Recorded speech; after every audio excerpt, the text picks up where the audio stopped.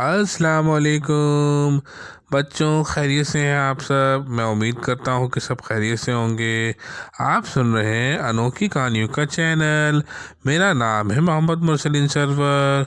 प्यारे बच्चों, आज हम एक और नई कहानी सुनते हैं जिसका नाम है हमदर्द बौने।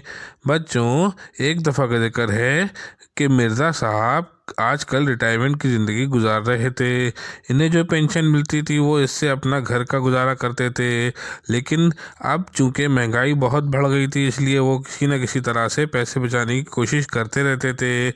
एक रोज़ इनकी बेगम के जूते फट गए तो मिर्ज़ा साहब ने सोचा कि वो खुद ही किसी न किसी तरह से इनके जूतों को सही कर लें। तो यूं वो अपने दोस्त के घर गए और मोची का सामान लेकर आ गए। उन्होंने बड़ी मेहनत से वो जूते सिए और इन्हें बेहतरीन हालत में कर दिया। इनकी बेगम कहीं गई हुई थी, वो वापसी घर आई तो उन्होंने अपने जूते देखे तो बहुत खुश हो गई। मिर्ज़ा साहब ने इन्हें बताया कि वो जूते उन्होंने खुद ठीक किए हैं। तो वो बोली कि अब मैं सारे महल्ले को बता दूंगी कि तुम जूतों का काम अच्छी तरीके से कर लेते हो। मिर्ज़ा साहब ने इन्हें मना किया और बोले कि ऐसा ना करें, क्योंकि तुम्हारे जूते तो बड़े सादे थे इसलिए इनकी मरम्मत तो मैंने कर ली, लेकिन दूसरे लोगों के जूते डिज़ाइन वाले होते हैं तो मैं इनकी मरम्मत नहीं कर सकूँगा। मिर्ज़ा साहब की बेगम ने कहा कि तुम फिक्र ना करो, मैं तुम्हारी मदद कर दिया करूँगी। मिर्ज़ा साहब ने अपनी बेगम से कहा कि वो किसी को इस बारे में कुछ ना बताए, क्योंकि अगर वो तसल्ली बख्श काम ना कर सके तो इनकी बड़ी बेइज्जती होगी।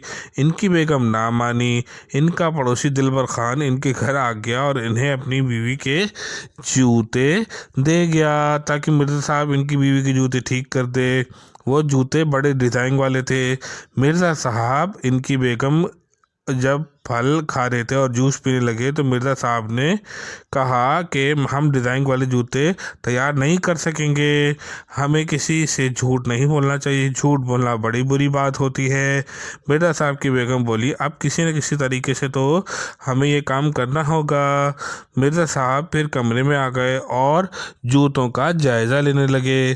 प्यारे प्यारे बच्चों, ये हमदर्द बौनों की कहानी का पहला पार्ट था। अब हम दूसरी एपिसोड में इसका दूसरा पार्ट पढ़ेंगे। अगर आपको मेरी कहानी अच्छी लगे तो मेरे चैनल अनोखी कहानियों के चैनल को सब्सक्राइब कीजिएगा, लाइक कीजिएगा, कमेंट्स कीजिएगा। अस्सलाम वालेकुम।